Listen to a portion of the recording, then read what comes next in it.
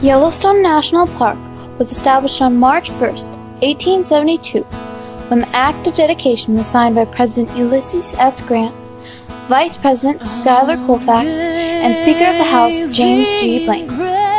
Little did these men know that they would change people's view on nature forever.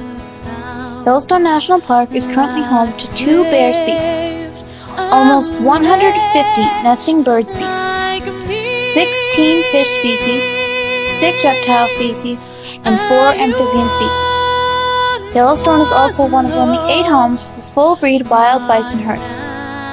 Yellowstone has lots of plant variation, with 199 species of non-native plants, 7 species of conifer, approximately 1,150 native vascular plant species, 186 lichen species, and despite the fact that only 1% of hydrothermic areas have been cataloged, more than 400 species of archaea have been identified. The Lewis and Clark expedition went around Yellowstone National, but they never entered it well on their trip.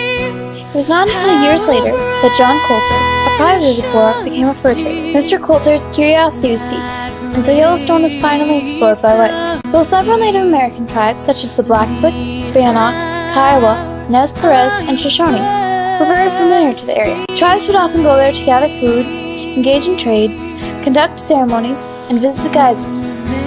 The Sheep-Eater tribe, which lived in what is now Yellowstone for most of the year, lived off the native bighorn sheep, which is how they got their name.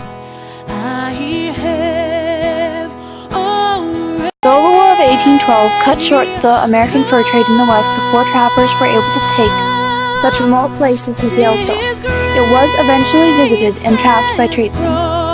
Between 1827 and 1833, Yellowstone was reported to have been visited by many American trappers. Sadly, few occurrences were documented. Only some men told or wrote about their travels of present-day Yellowstone. These brave men include names like Jim Bridgers, Joe Meeks, Daniel Potts, and Osborne Russell. The fur trade died out around 1840 as fur-bearing animals grew threatened and fashions changed.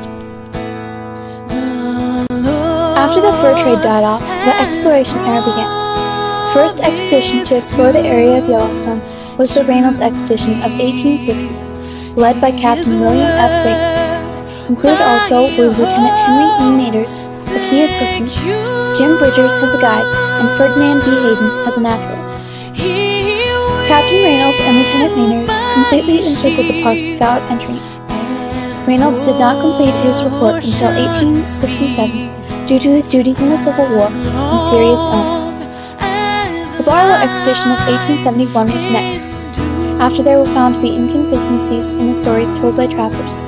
Private and non-official expeditions, such as Folsom Cook Peterson and Washburn Langford Dunn expeditions took place. Barlow set out on the expedition with Ferdinand V. Hayden. However, the expedition split. Though they made many discoveries together, after splitting they went their separate ways and discovered many different areas of the park. By the end of their joint expedition, the entirety of the park had been mapped. Shortly after these men's accomplishments, the Act of Dedication set Yellowstone apart as a public park or pleasuring ground for the benefit and enjoyment of the people. After Yellowstone was declared a national park, true scientific investigation began with the Jones expedition of 1873, led by Captain William A. Jones. The purpose of the expedition was to find a route from the south through the Wind River Valley and upper Yellowstone into Montana for military strategy. Jones managed to accomplish many of the feats his predecessors could not. Captain William A. Jones found a pass through the high Abscoria mountain range near the head of the Stink Water or Shoshone River.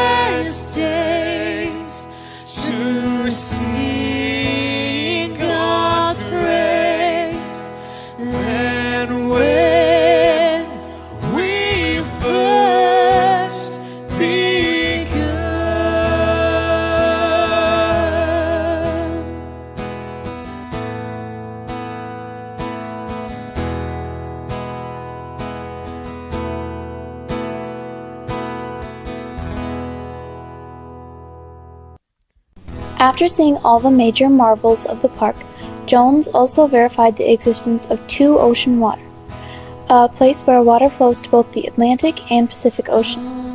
Jones also found Hogwarty Pass over the continental divide between the Snake and Wind Rivers. Captain Jones noted with pride that he had conquered the impassable barrier, never scaled by white man or Indian. Not just once, but twice. Jones said Yellowstone would ultimately become the most popular summer resort in the country, or perhaps the world. The next person to comment about the park and its conditions was Captain William Ludlow, Chief Engineer of the Department of Dakota Territory. Captain Ludlow traveled through the park and found it was running rampant with poachers and loggers. In Mr. Ludlow's report to the U.S. government, he had set a plan up to prevent these problems. Captain Ludlow said the government should call in the army and have roads built. These suggestions were carried out in the mid-1880s by Dan C. King, built roads and planned the Grand Loop, a driving route that takes people to all the attractions of the park. Another great engineer who aided in the development of Yellowstone was Hiram M. Chidden. His 5 greatest contributions to the park are the Grand Masonry entrance gate at Gardiner, the Milena Arch Bridge over the Yellowstone River, the magnificent road through Sullivan Pass, and the road over the almost impossible summit of Mount Washburn, and the exquisite Golden Gate Viaduct. The Milena Arch Bridge and the Mount Washburn Road were both renamed in his honor. The amazing thing about Yellowstone's legacy is that it has not only stretched through lifetimes, but it has spread the idea of conservation all over the globe. Without places like Yellowstone, the Great Barrier Reef, the Okavango Delta, the Galapagos Islands, Hornchurch Park, and the Great Himalayan National Park, we would not be able to marvel at the beauty of the earth. None of these places would exist today if people then had not taken the steps they had. Yellowstone was the first national park to be founded, and today it resides on the United Nations Educational, Scientific, and Cultural Organization World Heritage Conservation List. The legacy of conservation has lasted lifetimes. May it last many more.